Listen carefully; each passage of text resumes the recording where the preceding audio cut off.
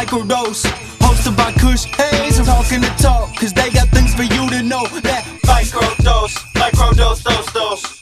Microdose, microdose, dose, dose. Microdose, microdose, dose, dose. Microdose, microdose, dose, dose. What gets us next? Go and take a guess. No matter who it is, every episode's the best. Every episode's the best. Every episode's the best. If you disagree, you're crazy, simple as chess. Microdose, microdose, microdose, microdose, microdose, microdose, microdose, yeah, microdose. Ho, ho, ho, y'all. Kush Hayes here. Merry Christmas. Happy holidays. It is the time to be merry and jolly and cheery and all that other good shit. And hopefully your vape cartridge has not frozen in the winter like mine has. That giggle back there was the man who came to answer the question, pineapple on a pizza. Is it good? Or baby, get my gun? Steven Steinbacher. Baby, get my gun. Absolutely. Baby, get my gun. Fascinating. I like pineapple, but I don't know. I don't need pizza to be sweet. But pineapple on pizza, and then all of a sudden, like, it's a civil war. Yeah, I don't know. I'm picky. I don't like jalapenos on pizza. I don't like pineapple on pizza. But any like pesto weird variation, I'll try. I'll try like pasta on pizza, but I don't know. Not into that. I don't know. Round Table Pizza has like a Southwest barbecue chicken thing, and you know it's barbecue sauce on the pizza, but no one's ready to shiv you in the shower for that. Well, we may never solve this battle then, but I'm pro pineapple. In fact, not only do I like the pineapple on the pizza, it's not my favorite. It's not my number one go-to. But you know, like if we're on set, if we're on location, and it's been one of those 12-hour days, and then one of the PAs is like, "Who wants pizza?" And I'm like, "Oh, I guess I better eat something." You know what? There will always be 2, maybe 3 pizzas with pineapple on it, and I can just go yoink. I don't have to worry about anything else. I mean, I'll eat it if it's, you know, you're on a set. Sometimes there's limited catering. Yeah, I'll eat it. I'll eat it. So, Steven Steinbacher, man, I think it's been a few months since we talked to you, but I believe you were part of the Christmas episode last year as well. That sounds right. Yeah, man. How was your 2023 overall? Ooh, this was a rough year for maybe the first half, but once I got some shit in order, figured some stuff out of my life, it's gotten a lot better. And honestly, right now at this moment, I'm happier than I've been in a long time. So yeah, that's what's up. Complaining. Yeah. Outstanding, man. You got any plans for the holiday? Yeah, my girl and I are gonna go visit my parents, Nice. and my sister's coming into town tomorrow, so I'm gonna like drive her up to the mountains to see my parents then too. But we probably won't be up there until around Christmas Eve. Okay, right on, man. Is this the first time the parents are meeting the new girlfriend? No, thankfully. Exciting. Yeah, no, they get along very well. But it'll be the first time she's meeting my grandparents, so that'll be fun. Or grandparent singular. There's only one left. There's a Highlander sort of situation happening. I'm familiar with that situation. My eldest grandparent made it all the way to 98. Wow. So, yeah, right. That's incredible. So there you go, man. We again, 2023 is it's almost dead here. We're at that point of the year. It's again the holidays. Christmas is literally right around the corner, and you know, the internet nerds, they all like to go like, Die Hard's a Christmas movie, Lethal Weapon's a Christmas movie, and you know, all right, you guys aren't saying anything new. This has been a thing for like 15, even 20 years now. Okay, the joke is old. However, moments before we were supposed to record and got delayed, someone had the audacity to say, "End of Days," starring Arnold Schwarzenegger and Gabriel Byrne, is a Christmas movie, and all hell seems to be breaking loose in this discussion to the point where it's like, hey man, it's literally about the turn of the millennia. It's a New Year's movie. That's what I was just thinking. It's a Peter Hyams New Year's film. But I'm partial to that movie. Do you like that film? I do, but it's dated, obviously. Yeah, I wish some of those Stan Winston effects weren't buried under layers of CGI or whatever. But I don't know. It's fun. It's a good time. They do not look good either, but for some reason they're all like, let's get the guy from Spawn in here to polish a thing or two up. And you're like, yeah, why would you do that? No. Bad idea. Was that a dare? Are you guys drunk? What's happening here? Now, if it got John Leguizamo from Spawn, we would have been cooking with gas. But dude, that would have been a whole different movie, and that would have been a good time. I mean, Kevin Pollak is fun too, but yeah, Johnny Legs in a Schwarzenegger movie. Ooh. We should make that happen now. Oh, I think we could probably make that happen. Schwarzenegger is up there though, so I don't think he'll be as physical as we would like him to be. Do an old man Schwarzenegger movie. John Leguizamo's the heavy. I think we can make it work. Leguizamo's the heavy? Oh my Yeah. god. We get him on roids. We get him on that Marvel diet. Sold. You have a go picture, kid. Go into private. Go into the studio Monday. I know it's Christmas, but still. End of Days 2 with John Leguizamo. Ooh, I'm two here and for it. 2 days. 2 and 2 days. Yeah. Yeah, no, this cat, like, yeah, it's getting to that point where I was like, oh no, this guy's like a serious, like, Bible thumping, like, he's like, Christmas goes from the 25th of December all the way to January 5th. And I was like, What? he's doing the 12 days of Christmas. Do those start after Christmas? Apparently so. Apparently in this man's world, yeah. I don't think that's in the Bible. I think that's a thing marketing. He brought out Bible verses too, and I was like, "Oh my goodness!" Like, wasn't Jesus born in July? Yeah, it's or April or any day other than the December 21st because that did not exist yet. Yeah, hilarious. Yeah, it got to the point where it was like, "Hey, man, it looks like neither of us are gonna, change each other's minds here, so I'm just gonna dip back into the shrubs like Homer Simpson because it was a Simpsons group." And Merry Christmas. I don't want to talk to you anymore. No. And also, you guys could just be talking about all the excellent Simpsons Christmas specials. Why are you engaging in the 40-year-old Die Hard debate? Like, yeah, useless. I don't know. He made a meme where it crossed over End of Days with a Simpsons episode. It's actually a very funny group, and majority of the members are pretty damn creative. It's I forget if it's obscure Simpsons posting or Bort posting, but Bort posting has some dude. There's some champions in Bort post, so we can't get into it on an audio podcast, but I'll send you an invite. I'll send you an invite or something. Yeah, that sounds great. Oh yeah, man. I don't like to talk about the negative, but what was your least favorite movie this year? I know you didn't see everything, but what movie did you hate? Did you see The Creator? Yes, I did. I love that movie. I just found that movie to be so useless. I was impressed on like a basic level that they made what they did for 80 million. Like technically it looked pretty good. But at the same time, you have Star Wars. Star Wars is an allegory for the Vietnam War. The rebels are the Viet Cong. The Empire is America. Well, that's in Rogue One. Otherwise, it's a World War II allegory. But I get what you're saying. Our man, it's not Ryan Johnson. I forgot. I can't think of his name either. But you know who I'm talking about. Yeah. He Gareth that Evans, dude was stuck on Vietnam. I was at the Rogue One presser in his room in his suite. Yeah. And like just the entire day, just talking about Vietnam and like, I went to this, I referenced this photo and this military footage. Like he was all about like, let's put Star Wars in the Vietnam conflict. I was like, all right, that was interesting. And then we're in rice paddies again in the future in The Creator. So yeah, he has a motif. I feel like stripping like the allegorical context of that, which like Lucas was pretty vocal about in the 70s, which I'm not the biggest fan of George Lucas, but I think that's cool. I think stripping the context of that and just putting it on Earth is just kind of inherently boring to me. Okay. And then it's just like, I don't know. The production design is just like, what if you saw a bunch of people in Vietnam getting drone striked over and over again? Like, I just didn't have fun with it. Again, on a technical level, pretty flawless. It's shot by one of the best working cinematographers. There's some stuff it is going for it, but I don't know. I just thought it was a mess. I thought it was cut down too much. I just didn't enjoy it much. Okay. Hey, that's an honest answer. It's an honest answer.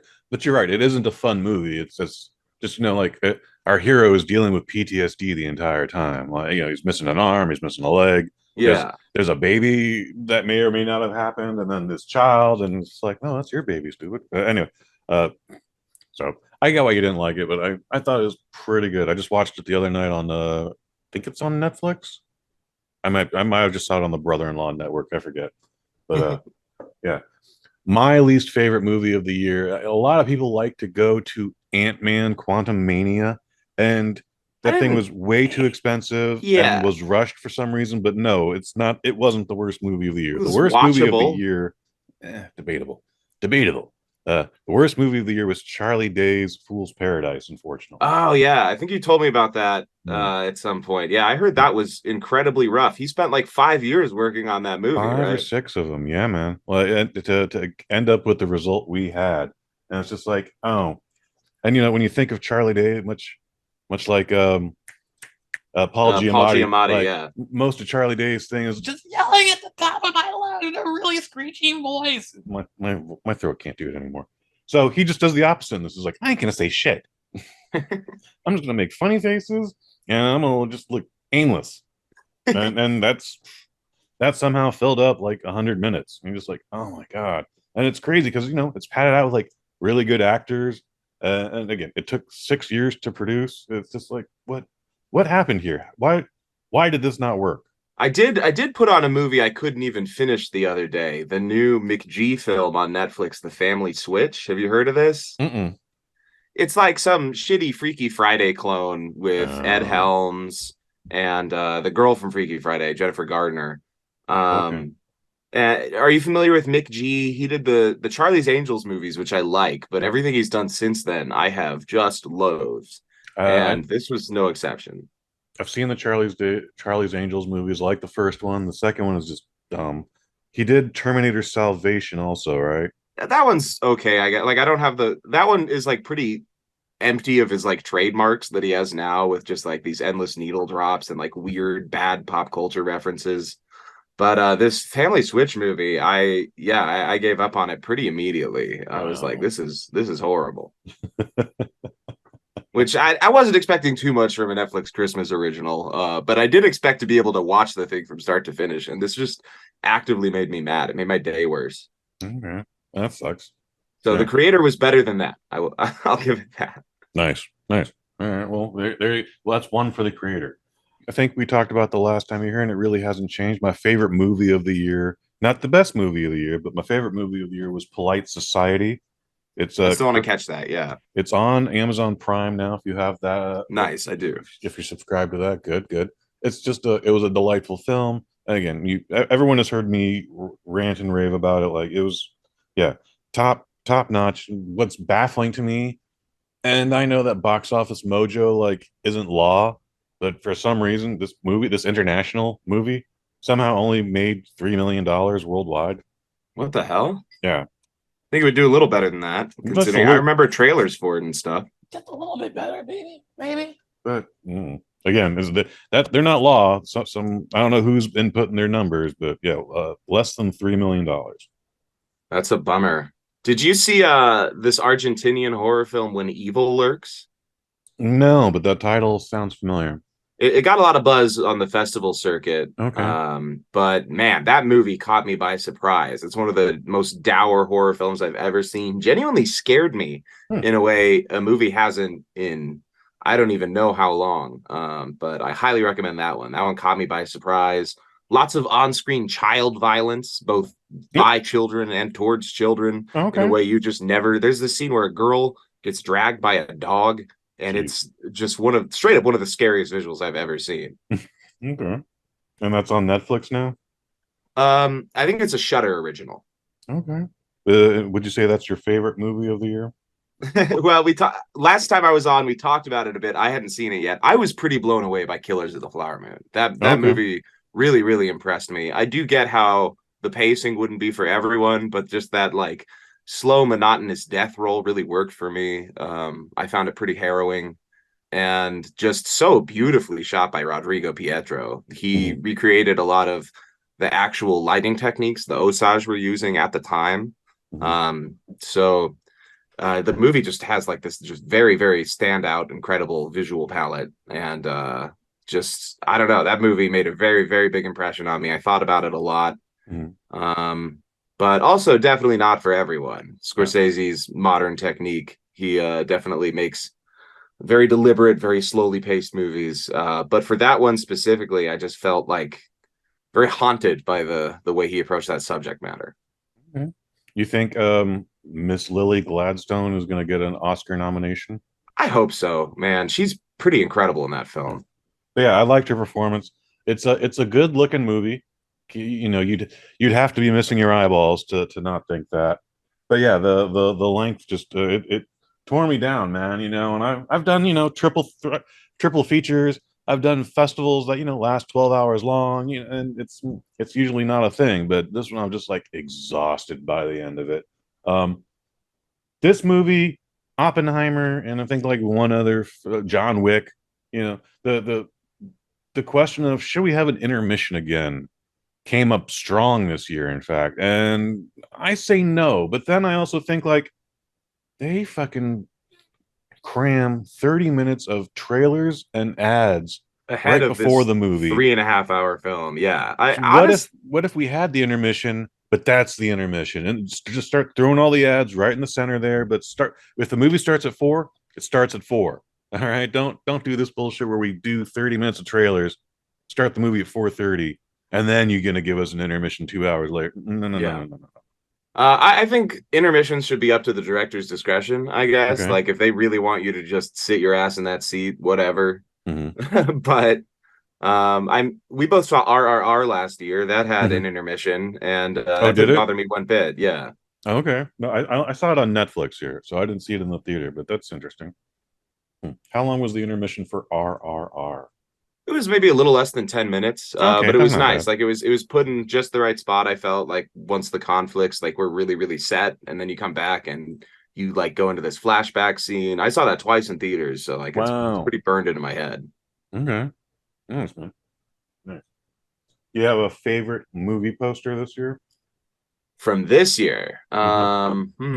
honestly, that Godzilla -1 poster is pretty fire. Nice. Did you see the G-1? Yes, I loved it. It was pretty great, right? Some minor quibbles with the VFX here and there, which whatever. That movie didn't have the biggest budget. Mm-hmm. I thought like stripping it back to such basic character like drama and stuff, like the kamikaze pilot who couldn't complete his mission, stuff like that, was Mm-hmm. a really brilliant choice. And I honestly found it pretty touching in a lot of ways, like Mm-hmm. the focus on the community rebuilding and working with what little they had to try to take down this threat they couldn't understand. I was very impressed by it. It was pretty awesome, man. I saw it 2 nights in a row. And Hell yeah. first night I saw it in the RPX, and it, you know, looked really good. And then the next night I was just like, you know, I'm not a big fan of this format, but fuck it. Here's an extra $8. Let's go see the 4DX. And that was a lot of fun. That was a lot of fun. 40X is when they like shake your chair and there's Mhm. like crazy surround sound. I don't think I've ever seen anything that way, but I'm curious about it. I've tried to watch a couple. So like Black Widow, I absolutely hated. Yeah, It was a bad terrible movie. experience. It was, well, the movie's whatever. The movie's a generic Marvel movie, but the experience where they're just violently shaking your chair, and you know, like someone shoots at the window, and then there's a pipe shoots air right at your ear, and you're like, hey, what the fuck? Like, you know, so Yeah. Scarlett Johansson gets into a fist fight, and someone punches in the ribs. She's like, ah, a piston punches you in the ribs, and you're like, whoa, hey, that's not cool, man. So it's little things like that. Top Gun Maverick was dope. I don't know why that was like heads and tails above everything, but then like when we got to Godzilla again, it's very violent. It's shaking. We get to Godzilla's final attack, and I didn't have the biggest cup in the world, and the contents within that cup were, you know, less than half, but the shaking was so goddamn violent that half of that cup ended up on the floor. Like fucking hell, like I'm trying to hold on to it too. Like, yeah. So anyway, I'd be picky about it. I took a friend to see Avatar 2 last year I in the remember this 4DX. story. Yeah, Yeah. okay, yeah. So that dude got motion sickness, and again, it was being unreasonably violent. Like, hey man, we're just swimming here. Like, there's no reason for the chair to be shaking like this. This is dumb. So when I saw my man was turning green, I was like, let's just get out of here, pal. You know. It's a bummer. How much are those tickets? That had to be a bit of a buzzkill. So I'm part of the Regal Unlimited Club. So for me, it's like it's an $8 surcharge. Nice. But I think for him it was like $25, maybe $30. I don't know. He probably could have gotten a refund, but he was also on mushrooms, so I doubt he would have been able to like even speak English correctly. Right. It's a very traumatizing experience while tripping, like trying to go to the customer service and being like, the movie, it was too violent. The movie attacked me. I told you one of my first time with edibles was seeing the Harold and Kumar Christmas movie in 3D, right? Hell yeah. Okay, did I tell you this story? I don't think so. All right. So edibles they're not mainstream yet, but now, I think we're still in medicinal marijuana stages. So it's not recreational yet. So a buddy of mine gave me an edible, a little taffy thing. It's maybe just smaller than a quarter, bigger than a dime, smaller than a quarter. If it has the measurements on it, like 80 grams of THC or whatever, like I don't know what that means. If that, assuming that's even on there, but again, it's the size of a nickel. So I pop it in my mouth and immediately feeling like, oh, this is going to be wild. And I'm only on the bus at this point. I was like, it's good. Bus will get there 20 minutes and then it'll probably kick in during the previews. No, immediately. It starts going in immediately. All right. Trailer start, and I am starting to like it's just enhancing more and more. Mission Impossible Rogue Nation, Mission Impossible 4. That trailer premieres. Seen it, dozen times at this point. However, when they blow up the Kremlin, I'm like, oh no, blow up the Kremlin, son. Movie starts. Swear to God, dude, like I don't know what it was, but like the darkness started creeping in, and maybe something about I was sitting in the wrong spot and the 3D glasses. I don't know, but like I got claustrophobic like a bitch. Shit. I thought it was like an hour into the movie when I left. Revisited later on cable. No, I left 10 minutes in. I was just like traumatized. As soon as I got some oxygen, I felt better, but it was just like, oh no, we need to leave now. That's crazy. When Avatar 2 came out, I saw that on like 300 or 400 milligrams of edibles. So that was intense. Wow. But I was like, I'm just gonna sit through this. I'm gonna I'm gonna last it out. So thankfully, the claustrophobia didn't creep in too much for me. It hasn't been a thing since, but I've been taking smaller dosages obviously since then. Or again, I still don't even know how much I took. So if I end up taking like 150, like, oh no. That can hit you like a brick if you're not ready for it, for sure. All right. Did we talk movie posters already? I said mine. I don't think you said yours. Okay. Yeah, I mean, there's a bunch of good ones here. Like, there's despite me shitting on you, the poster for Fool's Paradise is actually very nice. Dungeons and Dragons is a good looking poster. Scream 6 for some reason did in Spain or in Mexico, I'm not sure which one, but they did an In the Heights version of Scream. That's hilarious. Yeah, that's pretty funny. So I heard the movie was terrible, but that Exorcist Believer poster with like the rotated image and just like those two demonic girls in black and white, I thought that was pretty effective. Okay. I mean, it felt like they were just trying to go like, no, it's the Exorcist. I did not see it. Everyone I know that has seen it, and not many, but 100% of them are like, this movie sucks. So I liked 2 of those David Gordon Green Halloween movies quite a bit, so I was like cautiously optimistic for this, but yeah, I heard it was dog shit. I'm curious about it. Maybe I'll be the lone defender, but it seems unlikely. I don't know, man. A common friend of mine texted me the other day, like, I guess it's on Peacock now or whatever, but I got a text from him going like, this is the stupidest fucking thing I've ever seen. I'm like, oh, tell me more. I guess to agree to be in that movie, Ellen Bernstein was like, okay, I'll do it, but you have to donate like this insane amount of money to like this acting school she like either attended or has supported throughout her career, which I thought was pretty cool to hear. I understand she's like not even in the movie for like 5 minutes, man. Apparently she goes blind. I don't know. It sounds pretty bad. Jesus Christ. Yeah, even when she's in the trailer and like some of the dialogue I saw, I was like, why would she be there? She's like, I have some experiences. Yeah, you're just the mom. You were just the mom in this terrible thing that happened in the 70s. You weren't the Exorcist. Right. And then I heard this dialogue, where they're like, so what can you tell us about the exorcism of your daughter? It's like, well, they wouldn't let me in the room. Because of the patriarchy. Because of the patriarchy. Yeah. I was like, what? What else is crazy about that movie is, I guess, whatever company put it out, they paid like $300 million for the rights to do this. Wasn't that Warner Brothers or Blumhouse or I think Blumhouse was involved. Yeah, maybe it was Blumhouse Universal. That sounds right. fucking hell, $300 million for that, and so it didn't do well in the theater. But apparently, it's. I mean, I guess we should expect two more. Question David mark. Gordon Green said he might not even come back for the next one, which is pretty Wow. hilarious. Which is about I like him as a filmmaker. I love his work in TV. I've liked quite a few of his movies over the years. I don't know what happened with that film because I hear it is just like so low effort and lazy. Crazy. Yeah, because again, I liked his first Halloween. I didn't see Halloween Kills, but was very surprised with what they did with Halloween Ends. Halloween Ends is awesome. It's Yeah. stupid, but they turned Michael Myers into the car from Christine. Like, what a funny idea Sure, for why a not? film. That's great. Did you see Uh, Saw X? no, I didn't. I've heard good things about it though, but I tapped out of Saw after part three. Um, I've seen one or two things on bootleg, but mostly segments. I follow if I really need to. I know I've read the Wikipedia entries, like, oh, and they did this, and then That's they the did this. longest Wikipedia of all time because those movies are basically just like horror soap operas. They have like the Hmm. craziest, most in-depth lore and like 30 twists in each film.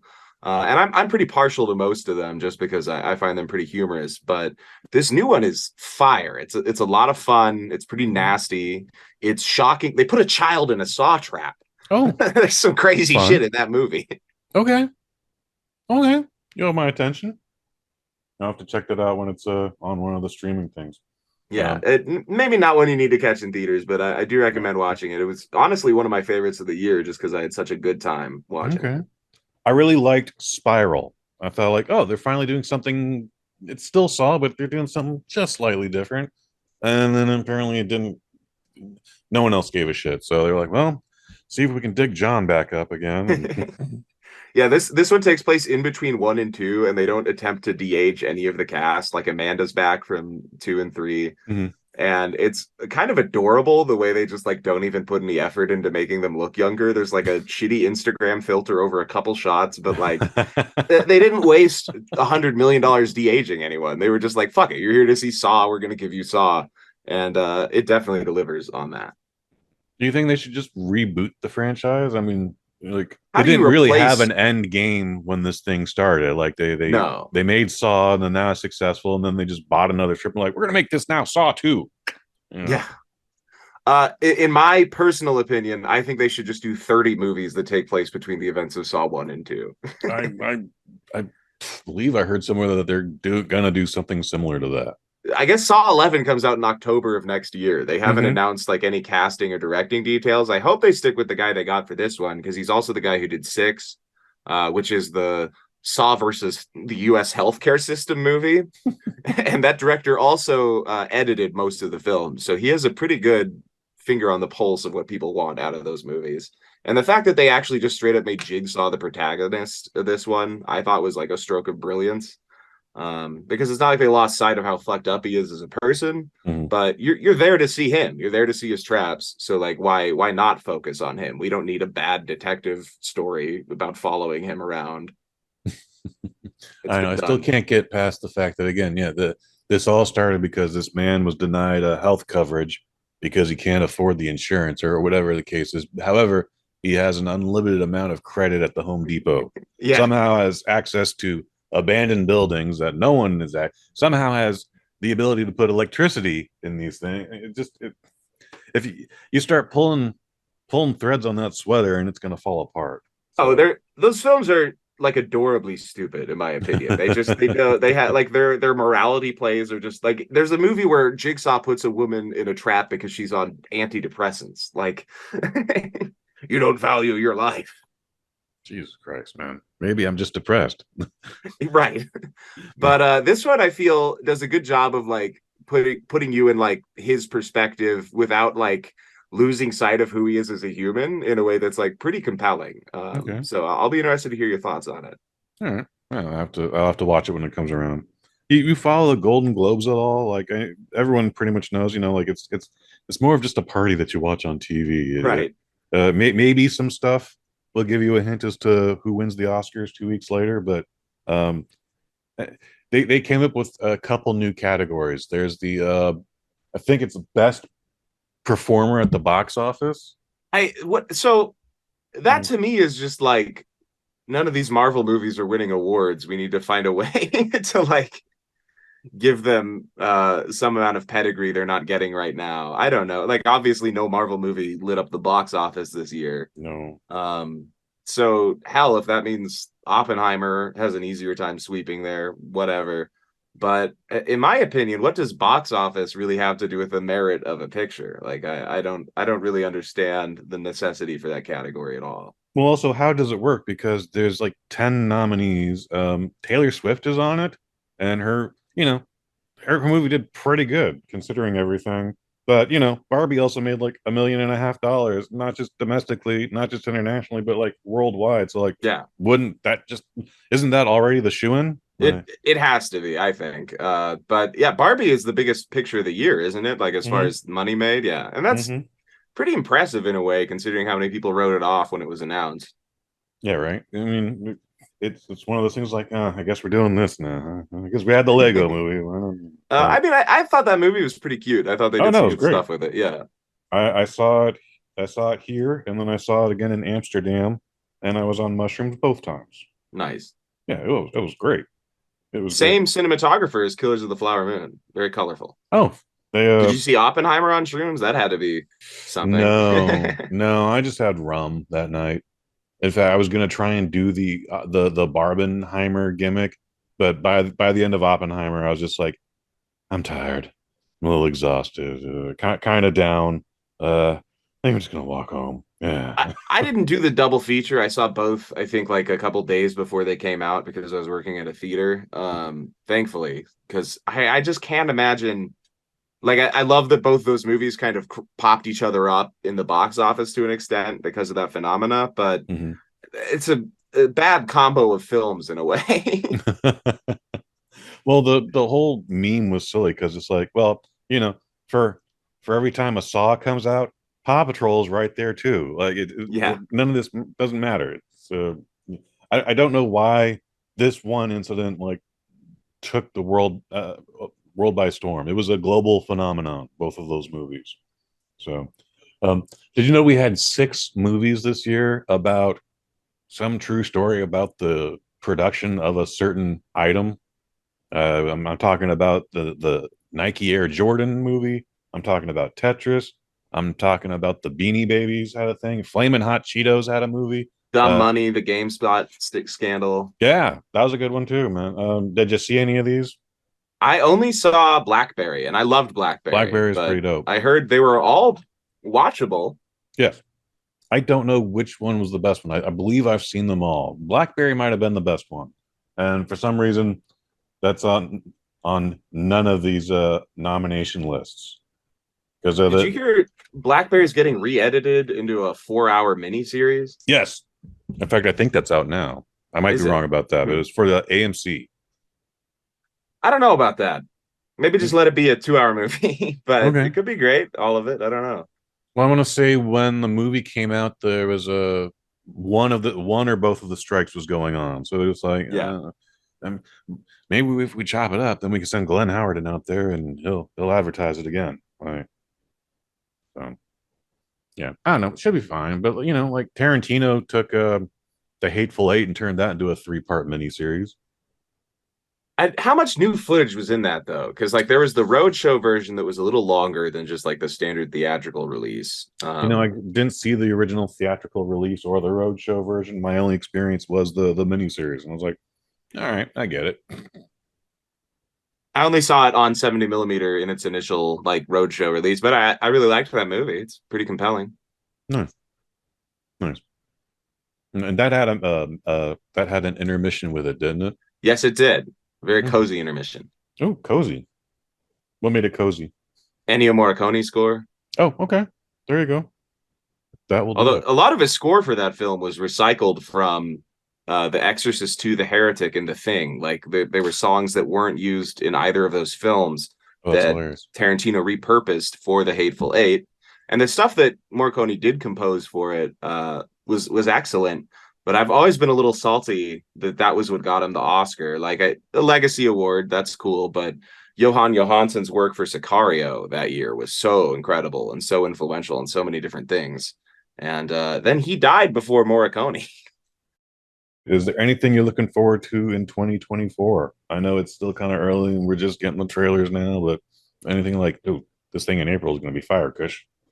I'm very curious about the new Zack Snyder flick, Rebel Moon, but my friend who saw the first part already said that like it's a two-parter and each part has had over an hour cut out of it. Wow. And I hear that the hour that's been cut out of the first part is pretty detrimental to it. Oh, that's stupid. Because it's like just basically all action. The characters don't get any time to themselves. And it was something that was shot for like a hard R rating that Netflix has edited down to PG-13. Oh. So there will be eventual director's cuts that are longer and not censored. But I can't really wrap my head around why a business like Netflix would feel the need. Like they're doing 2.5 hours episodes of Stranger Things. Like why? Why do they need to worry about the runtime of a movie that's only going to be on streaming? They're not really pushing a theatrical release outside of like a couple specific theaters. And also rating doesn't matter on Netflix. Nobody is looking at what movies are rated on Netflix. I'm pretty baffled by that decision. So I'm excited to see like the full cuts of that film, but I almost don't even want to watch it in this neutered context. That is pretty shitty. So Zack Snyder, with everything except for Sucker Punch, he's always come out with some kind of a director's cut. He even has one for that.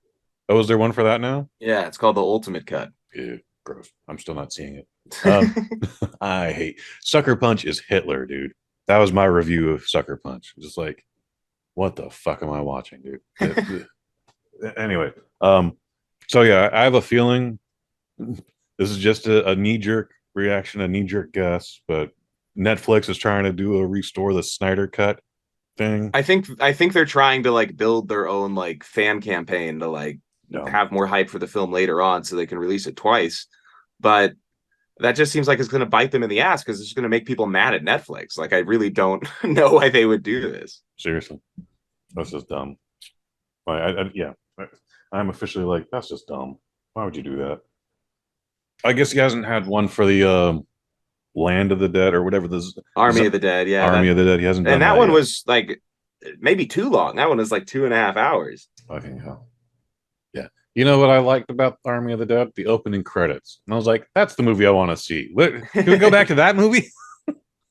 that thing looked incredible. Like it was, 5 minutes, 6 minutes long. But I was like, oh, dude, I'm tearing up here when Dave Bautista's wife dies. What's happening? Yeah. No, I was a fan of that movie, but I do think the montages in it are like really, really where his strong suits shine. So I get what you're saying there. Yeah. Well, dude, I don't want to keep you any longer here, dude. I hope health, wealth, and happiness upon you and yours, dude. A very Merry Christmas. Remember, kids, do not drink and drive. I mean, don't drink and drive when it's not Christmas, but especially on Christmas. Don't drink and drive. It's bad. For sure. Don't do it. It's bad. Call an Uber. Call an Uber. There's no reason to not call an Uber, not call a Lyft. Hitchhiking is technically safer. Yeah, so for sure. I hope you also stay safe and are happy. Good. Right on, man. I appreciate that. You want to plug anything? Not at this moment. I'm working on some stuff, but it's going to be a little bit before any of it comes to fruition. So, just keep your eyes on me in the future. That's what's up. All right, then. Well, folks, I do some stuff around here. I do a little show called The Waffle Box with friend of the family, Mike Fish. It's the original Waffle Box. You accept no substitutes. It is the best part of Wednesdays, coming to you all the way from the future home of Super Bowl 60. You love us because we do this. We do this because we love you. We just had our Christmas episode the other day. Santa Claus called in, and dude, was that shit fucking crazy. You have to check that out now. Also, I have a review for The Holdovers, which, spoiler alert, not my favorite movie of the year. And then this week coming up, we have the New Year's Eve edition special. So you want to check that out. It's Waffle Box, the original Waffle Box, the best part of Wednesdays. So for Steven Steinbacher, I've been Kush Hayes. You've been you.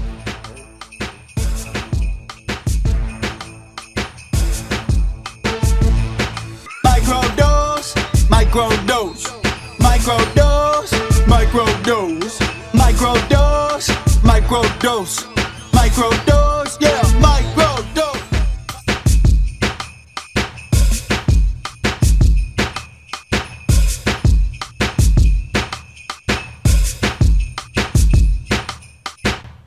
from the Bosnet family. We get him on roids. We get him on that Marvel diet.